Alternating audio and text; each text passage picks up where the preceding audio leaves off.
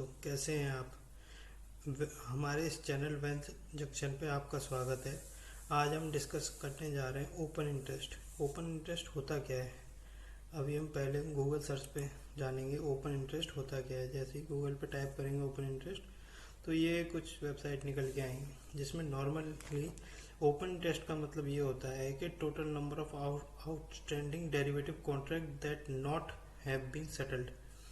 जैसे कि जो ओपन इंटरेस्ट का मतलब, ये सीधी भाषा में अगर कही जाए, ओपन इंटरेस्ट है जो कॉन्ट्रैक्ट ओपन है, जो कि सेटल नहीं हुए हैं। जैसे कि एक और तरीके से आपको बताया जाए, जैसे कि ओपन इंटरेस्ट का मतलब, जैसे कि किसी पार्टी को पर्टिकुलर कॉन्ट्रैक्ट में इंटरेस्ट है, यानी उसका इंटरेस्ट ओपन है, अभी अभी वो सेटल नहीं हुआ है, उसे ओपन इंटरेस्ट कहते हैं।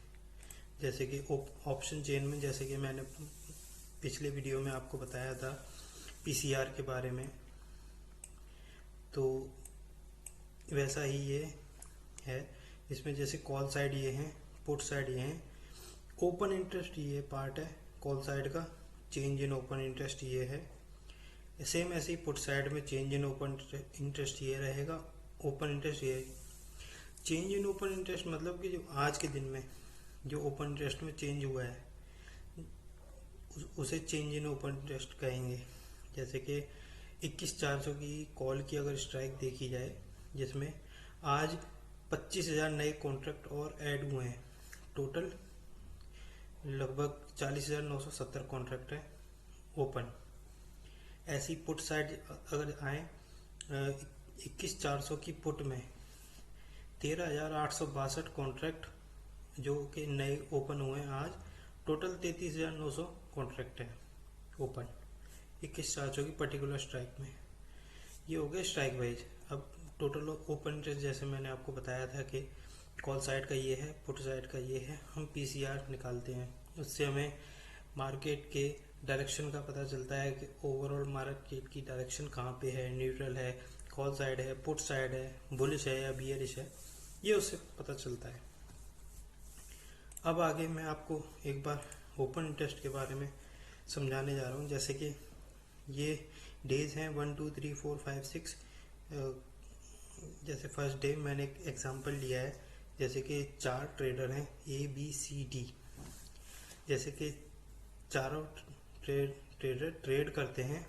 जैसे चेंज इन OI, जैसे मैंने पीछे बताया था कि दिन में चेंज इन OI कितना हुआ है। मैं मान के चल रहा हूँ पहले दिन ये कारोबार हुआ है, यानी 100 शेयर इन्होंने बाय किए हैं, B ने 250 शेयर सेल करे हैं, C ने 150 कॉन्ट्रैक्ट बाय किए हैं और D ने 200 कॉन्ट्रैक्ट सेल किए हैं। तो माइनस का मतलब है सेल, पॉजिटिव का मतलब है बाय। ये मैं ऐसे समझाने की आपको कोशिश कर रहा हूँ, इसमें कंफ्यूज मत होना। माइनस प्लस में, प्लस का मतलब है बाय और माइनस का मतलब है सेल, कॉन्ट्रैक्ट सेल। तो जैसे पहले दिन का जो नेट चेंज इन OI आया 200 कॉन्ट्रैक्ट, जो कि हमारे 200 क्वांटिटी नेगेटिव गई हैं, यानी सेल साइड गई हैं। जो ये 200 कॉन्ट्रैक्ट ओपन है, ये जो उस साइड दिखाएगा कि 200 कॉन्ट्रैक्ट ओपन है, वो नेगेटिव नहीं दिखाएगा, वो एक तरह से पॉजिटिव दिखाएगा। ऐसे ही नेक्स्ट डे अब जाओगे तो इसने अपने 100 कॉन्ट्रैक्ट सेल कर दिए, यहाँ पे इसने 400 और कॉन्ट्रैक्ट सेल किए हैं, यहाँ पे 300 और बाय किए हैं। ऐसी डी ने ऐसे किया है। तो चेंज इन OI डे का 300 हुआ और टोटल OI 500 हो गए। उसके बाद थर्ड डे भी यहाँ इन्होंने 500 कॉन्ट्रैक्ट सेल किए, 500 सेल किए, ऐसे करते हुए यहाँ पे टोटल चेंज इन OI हो गया 1100 कॉन्ट्रैक्ट। नेक्स्ट डे फिर 1200 कॉन्ट्रैक्ट हो गए। उसके बाद यहाँ पे आपको चेंज हुआ है, जो टोटल ओपन इंटरेस्ट है वो डिक्रीज हुआ है, यानी चेंज इन OI में डिक्रीमेंट हुआ है। जैसे कि मैं आपको साइड पे जाके दिखाता हूँ। जैसे कि चेंज इन OI में जब डिक्रीज होता है तब जैसे कि यहाँ पे इसमें देखें 22,000 की पुट में, जैसे यहाँ पे आएंगे 22,000 की पुट में चेंज इन हुआ है या नेगेटिव हुआ है, यानी यहाँ कॉन्ट्रैक्ट पहले से कम हुए हैं, तो इसका मतलब ये है कि यहाँ पे चेंज इन ओआई डिक्रीज हुआ है। ऐसे ही 6 दिन का ऐसे चेंज इन ओआई होता है। इससे हम पता लगाते हैं कि मार्केट में कहाँ की डायरेक्शन, जैसे हमने सपोर्ट एंड रेजिस्टेंस निकालने के लिए, जैसे हमने पहले वीडियो में बताया था, जैसे 22,000 पे 50,000 टोटल कॉन्ट्रैक्ट ओपन है। ऐसे ही पुट साइड अगर जाएंगे तो 21,000 पे 63,169 कॉन्ट्रैक्ट ओपन है। तो ये एक तरह से सपोर्ट और रेजिस्टेंस वर्क करेगा, जो कि हमारी 1 फरवरी की एक्सपायरी है और इसी दिन देश का बजट भी आएगा। तो यहाँ पे इसकी रेंज लगभग 1000 पॉइंट की रेंज है कि इसी बीच में मार्केट को मूव करना चाहिए। अब उसके बाद मैं आपको एक चीज़ और समझाने की कोशिश करता हूँ, जैसे कि ये जो ऑप्शन है बाय और सेल, ऑप्शन बाय और सेलर में डिफरेंस क्या होता है, मैं यहाँ पे एक समझाने की कोशिश कर रहा हूँ। जैसे एटीएम स्ट्राइक 21,400 है, लॉट साइज निफ्टी का 50 है। अब जो मार्जिन लगता है एक लॉट पे वो 12.5% लगता है स्ट्राइक का। तो जैसे जो मार्केट प्राइस है उसका 12.5% 2675 हो गया। और ये मैंने आपको मार्जिन कैलकुलेशन इसीलिए समझाई है कि जिससे कि आपको ऑप्शन जो सेलर होते हैं उनके लिए ये पता करना मुश्किल होता है कि एक लॉट में कितना मार्जिन लग रहा है। जैसे कि हमको 22,000 की अगर हमें कॉल बेचनी है तो 21,400 और 22,000 के बीच का डिफरेंस हो गया 600। अब इस 600 को हम 2675 में से माइनस करेंगे तो इतना आएगा, और इसमें हम मल्टीप्लाई करेंगे अपनी क्वांटिटी। एक लॉट का इतना आया एक क्वांटिटी का, तो 50 का लॉट साइज है 2075 इंटू 50।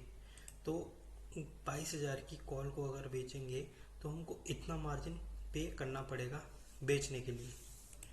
और 22,000 की कॉल का आप प्रीमियम देखोगे वो चल रहा है 22 रुपये। सपोज करो आप 22 रुपये 22 इंटू में 50, 1100 रुपये कमाने के लिए ये जो कोई भी क्लाइंट है वो 1 लाख रुपए पे करने को तैयार है, जो कि इसका मैक्सिमम प्रॉफिट 1100 रुपये है। अगर जो बायर होता है, ऑप्शन बाय करता है, उसको सिर्फ 1100 रुपये पे करने हैं। अब उसमें ये मान के चलो कि जो ऑप्शन सेलर होता है वो ज़्यादा मार्जिन पे करता है, ऑप्शन सेलर ज़्यादा मार्जिन पे करता है। तो यहाँ पे जो ओपन इंटरेस्ट जो हमारा ओपन होता है वो मान के चलते हैं मैक्सिमम केसेस में ऑप्शन सेलर का ही होता है, क्योंकि जिसके पास ज़्यादा फंड यूज़ करता है, जैसे कि ऑप्शन सेल करने के लिए आपको मार्जिन ज़्यादा पे करना पड़ेगा, ऑप्शन बाय के लिए आपको सिर्फ प्रीमियम का ही अमाउंट पे करना पड़ता है। तो इसमें ये मान के चलते हैं कि जो ऑप्शन सेलर है उसकी पोजीशन ज़्यादा स्ट्रॉन्ग होल्ड करेगी मार्केट में as compare to option buyer. So इससे ये नतीजा निकलता है कि जो ऑप्शन सेलर है वो is heavier than the option buyer. Okay, अब आपको एक और चीज़ मैं बताने की कोशिश करूँगा।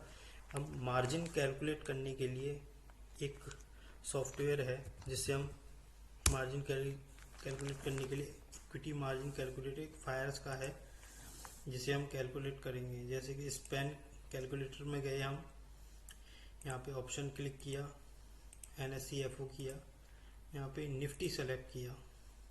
अब हमें कॉल का अगर मार्जिन सेलेक्ट करना है तो यहाँ से गए, यहाँ हमने 22,000 की कॉल सेलेक्ट करी, 22,000 सेल करेंगे तो ऐड करेंगे, यहाँ बता देगा हमको 95,562 रुपीज़ का मार्जिन पे करना पड़ेगा 22,000 की कॉल को बेचने के लिए। वो थ्योरेटिकल वैल्यू है, ये हमारी प्रैक्टिकल वैल्यू है। ओके, अब सपोज करो ऑप्शन चेन में मान लो आपको 22,000 की कॉल, सपोज करो आपको 22,000 के साथ 21,000 की पुट भी अगर बेचनी है तो उसमें आपको कितना मार्जिन पे करना पड़ेगा। यहाँ पे इसमें गए, सेलेक्ट किया 21,000, आपका मार्जिन लगा 1,38,000, जिसमें हमको 71,822 का मार्जिन बेनिफिट मिलेगा। जैसे कि नेकेड ऑप्शन सेलिंग जो कि काफ़ी रिस्की होती है, ऑप्शन सेलिंग काफ़ी रिस्की होती है, जिसमें हमारा प्रॉफिट केवल ऑप्शन जो हमने प्रीमियम बेचा है वही हमारा मैक्सिमम प्रॉफिट है, लेकिन ऑप्शन बाइंग में अनलिमिटेड प्रॉफिट है। ऑप्शन सेलिंग इसलिए रिस्की होती है क्योंकि उसमें हमें मार्जिन भी पे करना पड़ता है और उसमें हमारा प्रॉफिट भी लिमिटेड होता है। सो ऑप्शन सेलिंग आप कभी भी करें तो अपने रिस्क पर करें और अपने फाइनेंशियल एडवाइजर से डिस्कस करके उसकी रिस्क एंड रिवॉर्ड कैलकुलेट करके ही आप ऑप्शन सेल करें या फिर ऑप्शन बाय करें। ऑप्शन में ट्रेडिंग करना एक रिस्की एसेट है जिसमें काफ़ी लोगों को लॉस होता है। मैं आपसे दरख्वास्त करता हूं कि आप ऑप्शन में ट्रेड तभी करें जब आप अच्छी तरह मार्केट को समझ जाएं, उसके पैटर्न को समझ जाएं, तभी करें। मैं अगले वीडियो में आपको चार्ट इंडिकेटर और स्टॉक सिलेक्शन के लिए जो भी ट्रिक है वो मैं बताने की कोशिश करूँगा, आपको समझाने की कोशिश करूँगा। मेरी पूरी कोशिश रहेगी कि आपको अच्छी तरह और एक अच्छा डेटा आपको दे सकूँ। अगर आपको ये वीडियो अच्छी लगी हो, आप इस वीडियो को लाइक करें और अच्छी लगी हो तो सब्सक्राइब करें एंड शेयर करें। धन्यवाद।